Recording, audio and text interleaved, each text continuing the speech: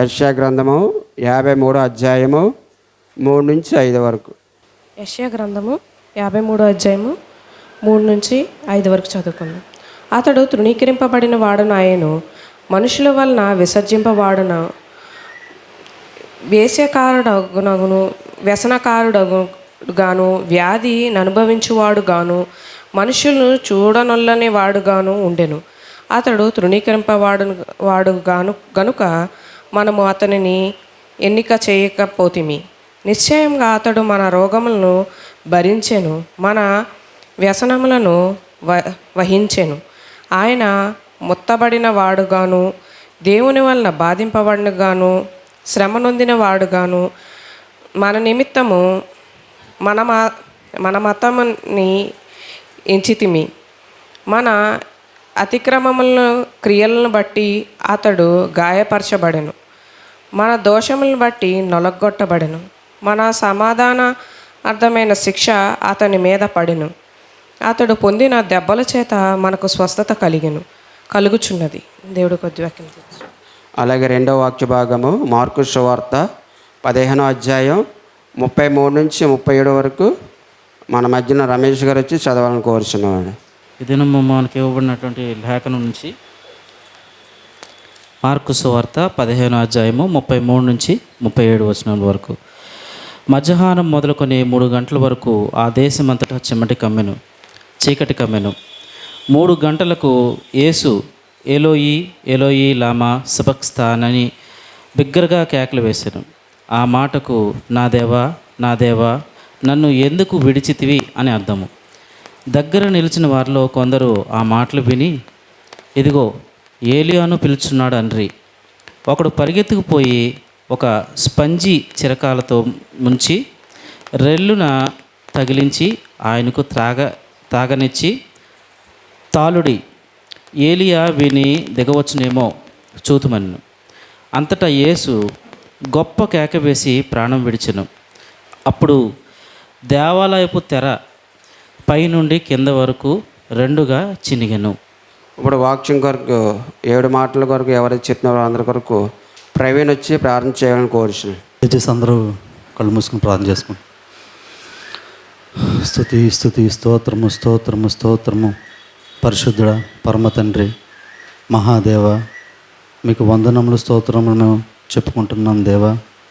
నిత్యము కెరూబులతో శరాబులతో పరిశుద్ధుడు పరిశుద్ధుడు పరిశుద్ధుడు అని కొనియాడబడుతున్నారు తండ్రి.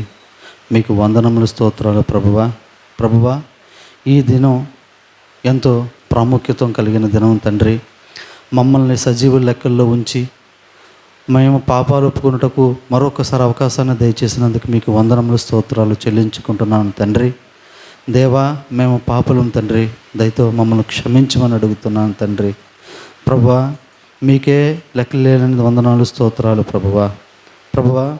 ఈ దినాన్ని మేము ఎంతో పరిశుద్ధంగా మా మనసులను మా ఆలోచనలను మేము సమకూర్చుకొని తండ్రి మీ దివ్యమైన పాదములకు చేరి ఉన్నాం తండ్రి. ప్రభువా, మమ్మల్ని కరుణించి కటాక్షించి ప్రభువా, మీరు మాపై ప్రేమ ఉంచి తండ్రి మీ యొక్క దివ్యమైన కుమారుని మాకై భూలోకం పంపి తండ్రి మా కోసం మరణం పొందేలాగా చేశారు తండ్రి. ప్రభువా, మీకు ఏమిచ్చి మేము రుణం తీర్చుకోగలం ప్రభువా. మేము ఏమిచ్చినా తండ్రి మేము రుణం తీర్చుకోలేం తండ్రి. ప్రభువా, మాకు ఇచ్చిన అవకాశం బట్టి తండ్రి మేము మారు మనసు పొందవలసి ఉన్నది తండ్రి. దయచేసి ఆ మారు మనసు సంపూర్ణంగా మేము పొందుటకు మా ఆలోచనలోనూ సమస్తంలోనూ మీరు ఉండమని అడుగుతున్నాను తండ్రి. ప్రభువా, ఈ క్షణమందు ఎవరెవరైతే తండ్రి మీ యొక్క పాదాల సన్నిధికి వచ్చి తండ్రి క్షమాపణ అడుగుతున్నారో దయతో వారిని క్షమించి వారికి మారు మనసును కలిగించమని అడుగుతున్నాను తండ్రి. ప్రభువా, అంత మాత్రానే కాకుండా తండ్రి మేము ఏ విధంగా మారు మనసు పొందామో తండ్రి మా సహోదరులను కూడా మారు మనసు పొందే అటువంటి మార్గములు మేము నడిపించే బాధ్యత మాకు అనుగ్రహించి ఆ విషయంపై మేము పట్టుదలగా నడుచుటకు సహాయం చేయమని వేడుకుంటున్నాను తండ్రి. ప్రభువా, మీరు సిలువలో ఉండి ఎంతో వెలకెట్టలేనని 7 మాటలు పలికారు తండ్రి. మీకు వందనాలు స్తోత్రాలు ప్రభువా. ఈ మాటలను ఎవరెవరైతే చెప్పుచున్నారో తండ్రి అప్పుడు వారి నోటు బోరగా ఉండి మీరు మాట్లాడమని ఆ మాటలు మా హృదయాల్లో భద్రపరుచుకొని మేము గ్రహించే జ్ఞానాన్ని భద్రపరిచే పట్టుదలను మాకు దయచేయమని వేడుకుంటున్నాను తండ్రి. ప్రభువా, మీరు మమ్మల్ని శారీరకంగా మానసికంగా తండ్రి ఆశీర్వదించారు తండ్రి. మీకు వందనాలు, స్తోత్రాలు ప్రభువా. మీ సన్నిధానగానే తండ్రి కరెక్ట్ టైంకి వచ్చే హృదయాలను మాకు దయచేయమని వేడుకుంటున్నాను తండ్రి. ప్రభువా, ఈ క్షణమందు తండ్రి ఎవరైనా బాధల్లో కానీ మానసిక క్షోభలో కానీ ఉంటే తండ్రి వారి యావత్తు బాధని చింతను కూడా తీసేయమని అడుగుతున్నాను ప్రభువా. ప్రభా, మీకే స్తోత్రాలు, వందనాలు. ఈ క్షణాన్ని మేము వ్యర్థం చేసుకోకుండా తండ్రి, మా జన్మలు మా బ్రతుకులు తండ్రి పాడు చేసుకోకుండా తండ్రి మీకు అనుకూలంగా మేము జీవించుటకు, మిమ్మల్ని సంతోషపరచుటకు, మా జీవితాలు మేము బాగు చేయడానికి సహాయం చేయమని అడుగుతున్నాను తండ్రి. దేవా, మీకే వందనాలు, స్తోత్రాలు చెల్లించుకుంటున్నాను తండ్రి. ఈ క్షణం మంది ఎవరైతే మీ సహాయం కోసం తండ్రి అని అడుగుతున్నారో తండ్రి వారందరికీ మీ సహాయం అందించమని వేడుకుంటున్నాను తండ్రి. ఈరోజు జరిగే ప్రతి కార్యక్రమంలో తండ్రి, ప్రతి చర్చిలో తండ్రి ప్రతి ఒక్కరికి పరిశుద్ధంగా ఉండుటకు సహాయం చేయమని వేడుకుంటున్నాను తండ్రి. ప్రభా, మేము మనుషులు చూస్తున్నారని బతకకుండా తండ్రి మీరు చూస్తున్నారని తండ్రి మేము నడుచుటకు జీవించుటకు సహాయం చేయమని వేడుకుంటున్నాను తండ్రి. ప్రభా, మీకే స్తోత్రాలు, వందనాలు ప్రభువా. ప్రభువా, మాకు ప్రార్థన చేయడం నేర్పించమని వేడుకుంటున్నాను తండ్రి. ఆ ప్రార్థన కూడా తండ్రి మీకు సంతోషకరంగా ఉండే ప్రార్థనగా మాకు నోటి నుంచి పలికించమని వేడుకుంటున్నాను తండ్రి. ప్రభా, వ్యర్థమైన మాటలు తండ్రి, వ్యర్థమైన పనులు మేము చేయకుండా మమ్మల్ని మార్చమని వేడుకుంటున్నాను తండ్రి. మా నోటికి మీ పరిశుద్ధ తాళం వేయమని అడుగుతున్నాను తండ్రి. ఏది పలకాలో, ఏది ఎలా ఉండాలో మీరే మమ్మల్ని దగ్గర నుండి నడిపించమని వేడుకుంటున్నాను తండ్రి. ప్రభా, మేము ఎలా ఉండాలో, ఎలా బ్రతకాలో తండ్రి మీరు అన్ని జ్ఞానాన్ని కూడా మాకు ఇచ్చారు తండ్రి. ఆ జ్ఞానాన్ని, నేత్రాలు మాకు తెరవమని అడుగుతున్నాను తండ్రి. ఈ అవకాశాన్ని మేము సద్వినియోగం చేసేటకు సహాయం చేయమని వేడుకుంటున్నాను తండ్రి. ప్రభా, మా శత్రువులను క్షమించమని వేడుకుంటున్నాను తండ్రి. మా శత్రువులను అన్ని విధాలుగా ఆశీర్వదించమని వేడుకుంటున్నాను తండ్రి. ప్రభా, ఈ సంఘంలో తండ్రి ఎటువంటి కల్మషాలు ఏది లేకుండా శాంతి, సమాధానం, ప్రేమ, ఐక్యత కలిగి ఉంచుటకు సహాయం చేయమని వేడుకుంటున్నాను తండ్రి. ప్రభా, మీకే వందనాలు, స్తోత్రాలు చెల్లించుకుంటున్నాను తండ్రి. ఇంకా ఎవరైనా రాలేదో తండ్రి వారందరిని క్షమించి త్వరగా వచ్చి మీ పాదాల చెంత మా పాపములు పుట్టుకున్నట్టు మా హృదయాలను తెరిచి నడిపించమని ప్రభా, ఈ సంఘానికి 2 పాస్టర్ గారులు వచ్చారు తండ్రి. వారిని దీవించమని వేడుకుంటున్నాను తండ్రి. వారిని అన్ని విధాలుగా ఆశీర్వదించమని వేడుకుంటున్నాను తండ్రి. ప్రభా, పాస్టర్ గారిని, పాస్టర్ అమ్మ గారిని, వారి పిల్లల్ని, సంఘాన్ని, సంఘ కుటుంబాన్ని కూడా దీవించమని శ్రేష్ఠుడైన తండ్రి, నా మాటలు ఏమన్నా మిమ్మల్ని బాధ పెట్టుంటే నన్ను క్షమించమని యేసునామంలో ఈ చిన్న ప్రార్థన వేడుకుంటున్నాను తండ్రి. ఆమేన్. ఇప్పుడు ప్రత్యేక శిలువ కీర్తన మన మధ్యన పాశ్రామ్ గారు వచ్చి పాడవలసిన కోరుచున్నామని.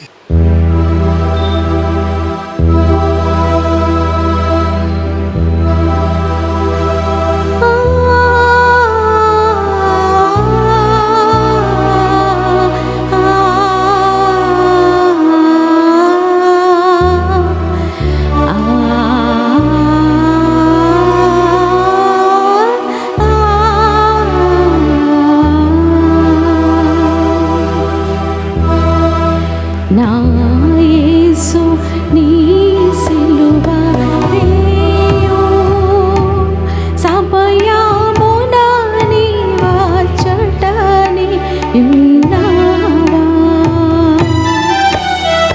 నా యేసు నీ సిలువ వేయు సమయమున నీ వాచటని విన్నావా.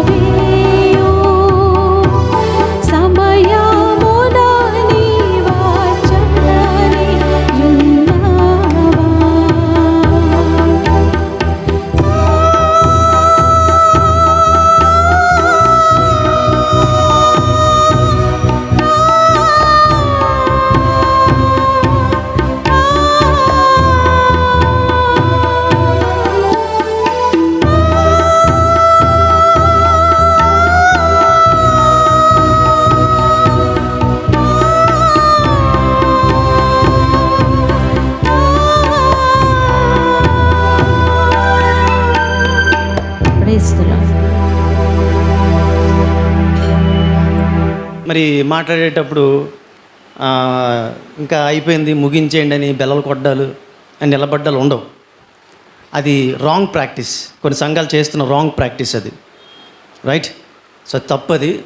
ఎందుకంటే పరిశుద్ధాత్మ దేవుడు ప్రేరేపించిన వాడు మాట్లాడతారు. మనం ఒక టైం అంటూ పెట్టుకుంటాం, 15 to 20 minutes. ఆహా మహాత్మా హాశరణ్యా విమోచకా ద్రోహరహితా చంపినిలోనా దోషమే గదా ఆహా మహాత్మా హాశరణ్యా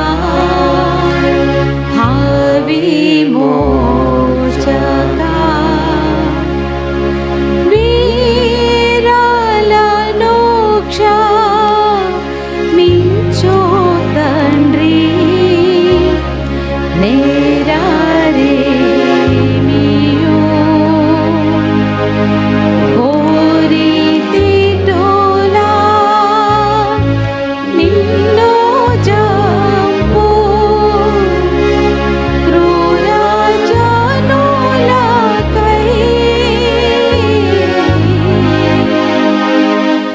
ఆహా మహాత్మా హాశరణ్యా విమోచకా. దయచేసి అందరూ కూర్చోండి. లోకాసు వార్త 23వ అధ్యాయం 33 నుంచి 34 వరకు. నేరేడు మరియమ్మ గారు. లోక సువార్త 23 అధ్యాయం 33 నుంచి 35 వరకు ఉన్నాయి, 34 వరకు. వారు కపాల అనబడిన స్థలమునకు వచ్చినప్పుడు అక్కడ కుడివైపున ఒకనిని ఎడమవైపున ఒకనిని ఆ నేరస్తులను ఆయనతో కూడా సిలువ వేసిరి. యేసు, తండ్రి, వీరేమి చేయుచున్నారో వీరెరుగరు గనుక వీరిని క్షమించమని చెప్పెను. వారు ఆయన వస్త్రములు పంచుకొనుటకే చీట్లు వేసిరి. మొదటి మాటగా పాస్టర్ శాంసన్ గారు మాట్లాడతారండి. రెండవ మాట మాట్లాడవలసిన వారు కిరణ్ గారు వచ్చి ముందుకు రావాల్సిందిగా కోరుచున్నాను. మరి ఈనాటి అధ్యక్షుల వారు మన పెద్దలైనటువంటి ప్రసాద్ గారికి, మన సంఘ పెద్దలైనటువంటి వారు, అలాగే మరి సంఘ విశ్వాసులు, మరి అలాగే మరి ఈ రోజున మనకు అతిథులుగా మన మందిరానికి ఇచ్చేసిన దేవుని సేవకులు, సెమినరీ పాస్టర్ గారు అయినటువంటి కిరణ్ గారికి, మరి అలాగే జాన్ మోజెస్ గారికి మరొకసారి ప్రత్యేకమైనటువంటి వందనాలు, ఈ యొక్క మధ్యాహ్న కాల శుభాలు తెలియజేస్తున్నానండి. మరి ఈ సమయంలో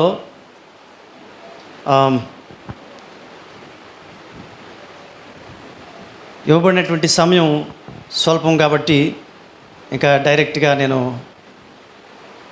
మాటలోనికి వెళ్తున్నాను. చిన్న ప్రార్థన. ప్రభువా, మా నోటి మాటలు, మా హృదయ ధ్యానం, మా తలంపులు నీ దృష్టికి అంగీకృతములుగా ఉండేటట్లు చేయమని యేసయ్య పరిశుద్ధ నామములో మిక్కిరి వినయంతో ప్రార్థన పెడుతుంటున్నాం తండ్రి, ఆమేన్. ప్రియ దేవుని బిడ్డలారా, మొదటి మాట లూకా సువార్త 23వ అధ్యాయము 34వ వచనంలో ఉన్నటువంటి మాట. తండ్రి, వీరేమి చేయుచున్నారో వీరెరుగురు కనుక వీరిని క్షమించుము. ఎవరు పలికారండి ఇది అమ్మా? యేసుక్రీస్తు ప్రభు వారు పలికినటువంటి మాట. అంటే నేను అంత సీరియస్గా అడిగేసరికి ఇంకో ఏదో ఉండుంటుందేమో అని మీరు ఆలోచన చేస్తున్నారు, రైట్? యేసుక్రీస్తు ప్రభు వారు పలికినటువంటి మాట, అనేక సంవత్సరాలుగా మనకు తెలిసినటువంటి మాట ఇది. ఈ 7 మాటల్లో మనకి 3 ప్రార్థనలు కనబడతాయి. మనకి 7 మాటల్లో 3 ప్రార్థనలు. మొదటిది, తండ్రి, వీరేమి చేయుచున్నారో వీరెరుగరు కనుక వీరిని క్షమించమనేటువంటిది మొదటి ప్రార్థన. తర్వాత 4వది, నా దేవా నన్నేలా చేయి విడిచిదివినటువంటి ప్రార్థన. తర్వాత చివరిది, తండ్రి నీ చేతికి నా ఆత్మను అప్పగించుకుంటున్నాను అనేటువంటిది 3వ ప్రార్థన. మొదటి ప్రార్థనలో ఉన్నగా ఈరోజున మొదటి మాటలో మనకేం గోచరిస్తుందంటే, తండ్రి వీరేమీ చేయుచున్నారు, వీరెరుగురు గనుక వీరిని క్షమించుము.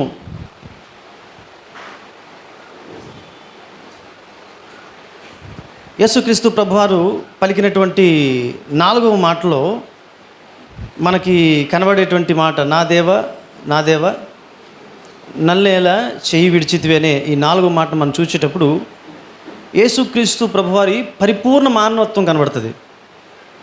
మొదటి మాటలో ఒక మానవుడు ఏ విధంగా జీవించాలి అనేటువంటి, ఏ విధంగా క్షమించాలి అనేటువంటి ఒక స్ఫూర్తినిచ్చేటువంటి ఆలోచన కనబడితే, 4వ మాటలో యేసుక్రీస్తు ప్రభువారు కంప్లీట్ హ్యూమన్ అనేటువంటి మాట మనకు కనబడుతుంది. ఎందుకంటే అతడు ఎంత బాధతో ఈ మాట చెప్తున్నాడో మనం తెలుసుకోగలుగుతాం. He was screaming while he was hanging on the cross. అంటే దేవుడు అనేటువంటి ఆలోచనే ఉండేది చాలా కాలము. ఆయన కేవలం మానవుడే అనేటువంటి ఆలోచన ఉండేటువంటిది. అలాంటి పరిస్థితుల్లో చాలా హెరసిస్ వచ్చాయి. అలాంటి పరిస్థితుల్లో ఆ హెరసిస్ని ధీటుగా ఎదుర్కొన్నటువంటి ఉద్దండులను దేవుడు లేపాడు. ఆ క్రమంలోనే ఒక ఆలోచన చేయడం జరిగింది. ఏమిటంటే, యేసుక్రీస్తు ప్రభువారు పరిపూర్ణ మానవుడు, తర్వాత యేసుక్రీస్తు ప్రభువారు పరిపూర్ణమైనటువంటి దేవుడు. ఆయనలో పరిపూర్ణ మానవత్వం ఉంది, ఆయనలో పరిపూర్ణమైనటువంటి దైవత్వం ఉంది. అది 4వ మాట చెప్పేటప్పుడు మన ప్రియులు చెప్తారు. అయితే మొదటి మాట ఈరోజు ఇవ్వబడినటువంటిది. మరి చివరి మాటలో ఏం కనబడుతుంది అనేది నేను చివరిన చెప్పేటువంటి మాటలో నేను ప్రస్తావిస్తాను.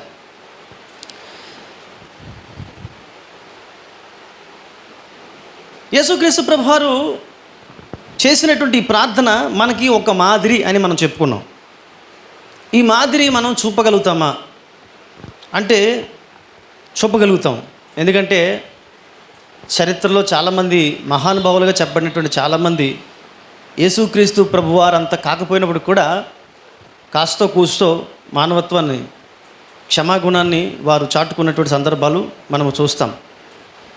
ఆ మధ్యకాలంలో బెంగళూరు సంబంధించినటువంటి ఎమ్మెల్యే అయినటువంటి మొహిద్దీన్ బావా అనేటువంటి ఒక ఆయన కోటి 45 లక్షలు పెట్టి ఒక కారు కొన్నాడు. Volvo XC90 T8 hybrid excellence luxury car అని 1,45 లక్షలు పెట్టి కొన్నాడు ఆయన. ఆ కుమారుడికి ఇచ్చాడు. కొడుకు పెట్రోల్ బంక్ తీసుకొచ్చాడు. ఆ బంకులో అది పెట్రోల్ కార్, అది పెట్రోల్ కొట్టాల్సింది పోయి ఈ కుర్రోడు ఎవరితోటో మాట్లాడుతున్నాడు మర్చిపోయి. తీరా వీళ్ళేమో డీజిల్ కొట్టేశారు. కొంత దూరం వెళ్ళిపోయిన తర్వాత స్టక్ అయిపోయిన తర్వాత మరలా ఆ కార్ని రిపేర్ చేయడానికి కొన్ని లక్షలు పెట్టాల్సి వచ్చిందంట. ఎందుకంటే ఖరీదు పెరుగుతున్న కొలది కూడా దాని యొక్క మెయింటెనెన్స్ కూడా కష్టతరంగా ఉంటుంది. కొన్ని లక్షలు పెట్టి బాగు చేయించారు. అయితే ఒక విషయం ఏంటంటే, ఈ ఎమ్మెల్యే గారు అయినటువంటి మొహిద్దీన్ బావా అయినటువంటి ఆయన తన కుమారుని కానీ అశ్రద్ధగా పెట్రోల్ కొట్టాల్సినటువంటి కుర్రాళ్ళు డీజిల్ కొట్టిన కారణం చేత వారిని కానీ ఎవరిని కూడా ఏమీ అనలేదంట. విలేకరులు అడిగినటువంటి ప్రశ్నకి, ఏమంటే మీకు కోపం రాలేదంటే ఆయన ఒక మాట అంటారు, పొరపాట్లు మనుషులు చేయకపోతే మిషన్లు చేస్తాయి ఏంటండి అని అన్నాడంట నవ్వుకుంటూ. సో మనకి ఇటువంటి వారు మరి ఆ ఎమ్మెల్యే గారిని పొగడ్తలతో ముంచెత్తేశారు విలేకరులు. ఇది ఒక ఇన్స్పిరేషనే ఖచ్చితంగా. ఇటువంటి వారు మనకి తారసపడతా ఉంటారు. అయితే లోకస్తులు చూపించేటువంటి క్షమాగుణం ఏదైతే ఉండదో దానికి ఒక బౌండరీ ఉంటుంది, దానికి పరిధులు ఉంటాయి. పరిధులు దాటి ఎవరు కూడా క్షమించలేరు, ప్రేమించలేరు. మానవులుగా ఉన్నటువంటి మనం ఎవరైనా సరే కానీ యేసుక్రీస్తు ప్రభువు వారు పరిధులు దాటి క్షమించినటువంటి సందర్భాన్ని మనం చూస్తాం. యేసుక్రీస్తు ప్రభువారు ఆ మాటలో ఏమంటున్నాడంటే, father forgive them for they know not what they do అంటున్నాడు. ఏమంటాడంటే వాళ్ళకి ఏం చేస్తున్నారో వాళ్ళకు తెలియదు అంటున్నాడు యేసు ప్రభువారు. ఇక్కడ మనకు గుర్తుంచుకోవాల్సిన విషయం ఏమిటంటే, నిజంగా వాడికి తెలియదా అనేది ఒక ప్రశ్న. అపోస్తుల కార్యములు 13:27 కానీ మనం చూసినట్లయితే, చదవండి అమ్మా. 13 అపోస్తుల కార్యములు 13:27. యెరూషలేములో కాపురం ఉన్నవారును అధికారులను ఆయననైనను ప్రతి విశ్రాంతి దినమున చదవబడుచున్న ప్రవక్తల వచనమునైనను గ్రహింపక ఆయనకు శిక్ష విధించారు. ఎందుకు శిక్ష విధించారంటండి? They could not perceive what they read and what they meditate on the word of God. వాళ్ళు ఏమి చదివారో, వాళ్ళు ఏం చదువుతున్నారో, వాళ్ళు ఏం ధ్యానించారో, ప్రతి విశ్రాంతి దినమున వెళ్తున్నారు కానీ వాళ్ళు గ్రహించట్లేదు who Jesus is and what kind of person he is and what we perceive from the scriptures అనేటువంటి విషయం వారు తెలుసుకోలేకపోతున్నారు. ప్రతి విషయాన్ని దినమున చదవబడుతున్నటువంటి ప్రవక్తల యొక్క వచనాలు వారు గ్రహింపరైరే. Just because of the lack of the perception they just cause Jesus Christ to hang on the cross. వారు గ్రహించలేకపోయిన కారణం చేత వారు ఏం చేశారండి? యేసుక్రీస్తు ప్రభువారిని సిలువ వేశారు. బైబిల్ చదవడమే కాదు, చదివేటువంటి మనము దాన్ని గ్రహించాల్సినటువంటి ఆవశ్యకత కూడా మనకు మీద ఉంది. గ్రహించుకోవాలి అనేటువంటి ఆలోచన మనం చేయగలిగితే, అలాగ ఆలోచన చేసినప్పటికీ మనం గ్రహించుకోలేనటువంటి పరిస్థితి కానీ ఒకవేళ ఉన్నట్లయితే అది ఇగ్నోరెన్స్ అవుతుంది. కానీ గ్రహించుకోవాల్సిన అవసరం లేదు, నేను చదివేస్తే చాలు అనుకో ఆలోచనతో కానీ ఒకవేళ చదివినట్లయితే that will be a negligence, that is not an ignorance. కానీ యేసుక్రీస్తు ప్రభువారు ఎంత గొప్పవారంటే, ప్రభువా తండ్రి ఇది వారి ఇగ్నోరెన్స్ అంటున్నాడు. చూడండి, తల్లిదండ్రులు పిల్లల విషయంలో చెప్తారు, ఏంటి ఆడికి గడ్డాలు మీసాలు వచ్చాయి కానండి ఆడికి ఏమీ తెలియదండి అంటారు. నిజంగా తెలీదా? అన్నీ తెలుసు. ఎందుకు తెలియదండి? అన్నీ తెలుసు. ఆడికి నిజంగా తెలియకపోతే తప్పే చేయడు కదా. అమ్మ కాబట్టి చెప్తుంది అలాగా. ఇక్కడ అమ్మ కానీ నాన్న కానీ చెప్పేటువంటి మాట ఇదే, వాడికి ఏమీ తెలియదండి, వాడు అమాయకుడండి అని చెప్తారు. కోర్టులో బోర్డు లెక్కించిన. అవునా? ఎందుకు? తల్లి ప్రేమ ఎటువంటిది, తండ్రి ప్రేమ ఎటువంటిది. యేసుక్రీస్తు ప్రభువారు ఇక్కడ అచ్చమైన స్వచ్ఛమైనటువంటి తండ్రి ప్రేమను చూపిస్తున్నాడు. ఏమంటున్నాడంటే, ప్రభువా క్షమించు అనే మాటే అంటలేదు. ఎందుకు క్షమించాలంటే వాళ్ళు ఏం చేస్తున్నారో వారికి తెలియదు అంటున్నాడు. ఎందుకు తెలియదు? వాళ్ళకి చాలా తెలివైన వాళ్ళు, ప్రపంచాన్ని గెలుచుకుంటూ వచ్చారు వీళ్ళు. తమ జ్ఞానం చేత ఇశ్రాయేలు కావచ్చు, తన యొక్క శక్తి యుక్తుల చేత ప్రపంచాన్ని కావచ్చు రోమీయులు. ఇక్కడ యేసుక్రీస్తు ప్రభువారు ఎవరి కోసం ప్రార్థన చేస్తున్నాడంటే, ఇక్కడ యూదుల కోసం ప్రార్థన చేస్తున్నాడు, తమ సొంత వారి కోసం ప్రార్థన చేస్తున్నాడు, తర్వాత రోమన్స్ కోసం కూడా ప్రార్థన చేస్తున్నాడు. ఎవరెవరైతే హింసిస్తున్నారో, మానసికంగా శారీరకంగా హింసించిన ప్రతి ఒక్కరి కోసం ప్రార్థన చేస్తున్నాడు ఆయన.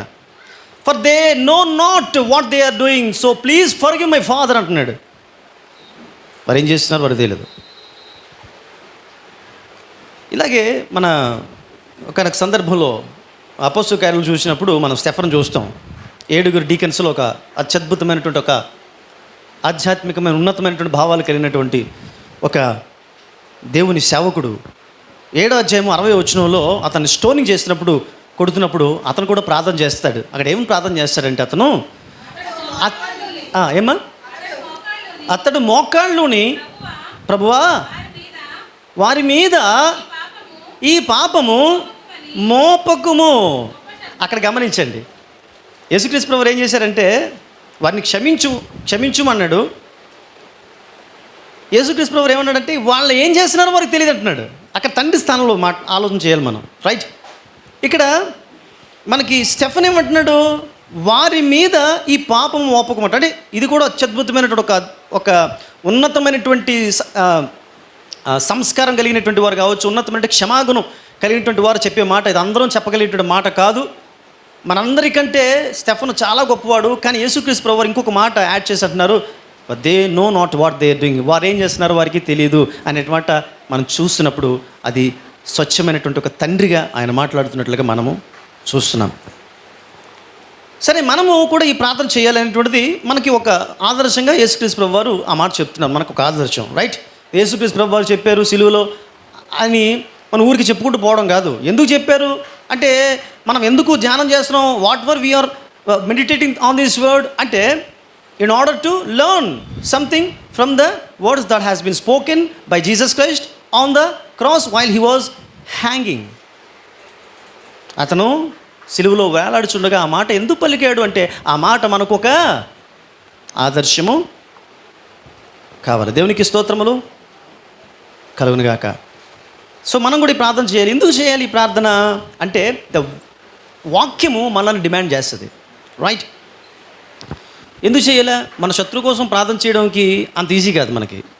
మనం ప్రార్థన చేస్తాం, ప్రార్థన చేసినప్పుడు కూడా మన హృదయం యాక్సెప్ట్ చేయదు అసలు యాక్చువల్గా. అవునా? ఇది చెప్పడానికి బాగానే ఉంటుంది, చెప్పుకోవడానికి బాగానే ఉంటుంది. రైట్, కానీ మనం ప్రార్థన చేయాలి కాబట్టి చేస్తాం. మనం ప్రభువా, అతను నా శత్రువు తండ్రి, ఆ శత్రువుని కాపాడు తండ్రి, ఆ శత్రువుని ఏ కష్టం కలగకుండా చూడు తండ్రి, వారికి మేలు జరిగేటట్టు చేయి తండ్రి అని మనం చేస్తాం ప్రార్థన. That's good. కొంతమంది అయితే ఆ ప్రార్థన చేయరు. ఎక్కడ ఒకవేళ ప్రార్థన చేస్తే వారు బాగుపడిపోతారని భయంతో వారు చేయరు. కానీ కొంతమంది క్రైస్తవులు చేస్తారు, చాలా వెరీ గుడ్. కానీ అది ఎక్కడి నుంచి వచ్చేటువంటి ప్రార్థన అయి ఉండాలా? హార్ట్ నుంచి వచ్చేటువంటి ప్రార్థన అయి ఉండాలా? అయితే మనం ఎందుకు చేస్తామంటే, దేవుని వాక్యం డిమాండ్ చేస్తుంది. మనం కొన్ని హృదయపూర్వకంగా చేస్తాం, మనం కొన్ని చేస్తాం. ఎందుకు చేస్తామంటే, వాక్యం మనలను డిమాండ్ చేస్తుంది కాబట్టి మనం ప్రార్థన చేస్తాం. కానీ యేసుక్రీస్తు ప్రభువారు అలా కాదు. ఆయన హృదయపూర్వకంగా వారికి ఏమీ కాకూడదు అనేటువంటి ఆలోచనతో హృదయపూర్వకంగా ఒక తండ్రి స్థానంలో ఆయన ప్రార్థన చేస్తున్నాడు.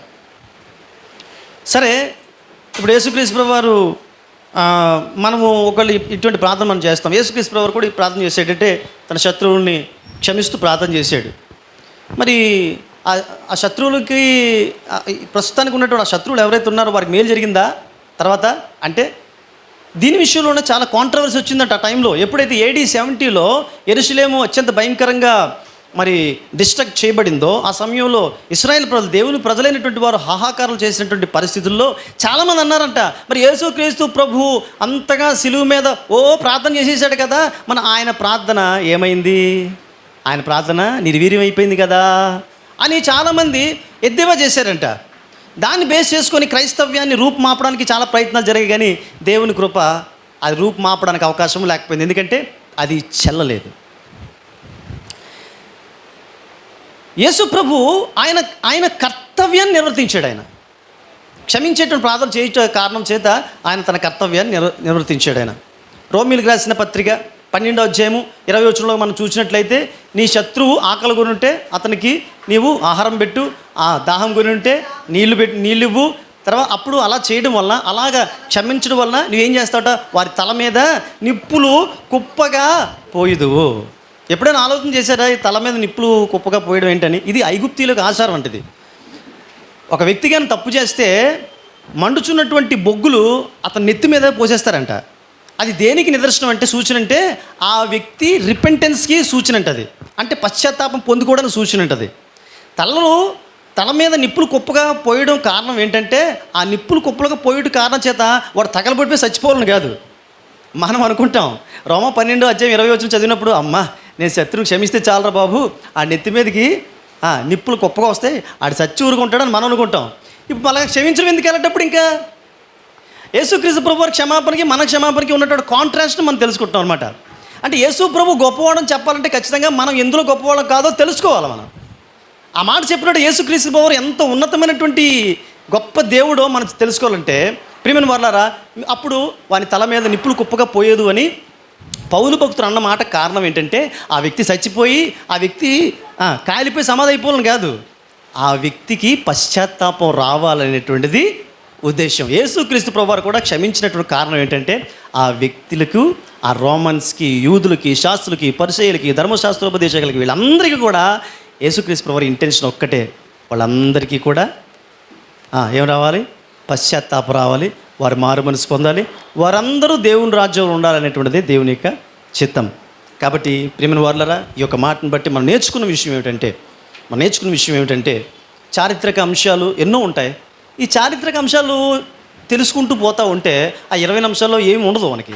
అసలు దీన్ని బట్టి మనం ఏం తెలుసుకుంటున్నాం అనేది పాయింట్ అసలు. రైట్, ఒక 20 నిమిషాల్లో స్కాలర్లీగా మాట్లాడడానికి అవకాశం ఉండదు. చాలా ఉంటాయి, పలానా 10 మంది స్కాలర్స్ ఉంటారు. ఆ స్కాలర్స్ గురించి చెప్పే టైం ఉండదు. అందుకని స్కాలర్స్ గురించి నేను వెళ్ళట్లేదు. ఎందుకంటే ఈరోజు మనకి ఇది ఏమిటి అవసరం, మనకి ఇది ఏం నేర్పుతుంది అనే పాయింట్ మాత్రం చెప్పాను నేను. మొట్టమొదటి విషయం ఏంటంటే, మనము హార్ట్ఫుల్గా ఒక శత్రువు కోసం ప్రార్థన చేసేటప్పుడు యేసు ప్రభు చేసినట్లు మనము హార్ట్ఫుల్గా ప్రార్థన చేద్దాం. మనం ప్రార్థన చేసినంత మాత్రం ఏమవుతుందో మనకు తెలియదు, కానీ రిజల్ట్ దేవుని దగ్గర ఉంటుంది అనే విషయాన్ని జ్ఞాపకం చేసుకుంటూ, అయితే వాళ్ళు డిస్ట్రాక్ట్ అయిపోవాలి కాదు, కానీ వారి యొక్క ఆత్మ రక్షించబడాలనేటువంటి ఆలోచనతో కానీ మనం క్షమాపణతో కూడినట్టు ప్రార్థన చేసినట్లయితే, వాళ్ళు ఈ లోకంలో ఎలాగున్నప్పటికీ కూడా వారి ఆత్మ రక్షించబడాలి అనేటువంటి ఆలోచనతో మనం ప్రార్థన చేసేటువంటి వారంగా ఉండాలని ఈ సమయంలో జ్ఞాపకం చేస్తూ, వాళ్ళ యొక్క సోల్, వారి యొక్క ఆత్మ రక్షించబడడానికి వాళ్ళ యాటిట్యూడ్ కారణం కాదు, కానీ మన యాటిట్యూడు అవతల వాళ్ళ యొక్క సోల్ రక్షించబడడానికి ఎంతగానో దోహదపడుతుంది. ఎందుకంటే మనం రక్షించబడడానికి మనం కారకులం కాదు. ఎందుకంటే మనం రక్షించబడడానికి ఒక ఆయన రావాల్సి వచ్చింది. ఆయన వచ్చాడు కాబట్టి మనం రక్షించబడ్డాం. కాబట్టి ఇతరులు రక్షించబడాలంటే మనం కూడా వారి రక్షణలో తోడ్పడాలంటే విషయాన్ని జ్ఞాపకం చేస్తే ఈ మాటలు ముగిస్తున్నాను. దేవుడు మనం ఈ మాటలను దీవించి ఆశీర్వదించి నడిపించుగాక. Amen. God bless you. Thank you.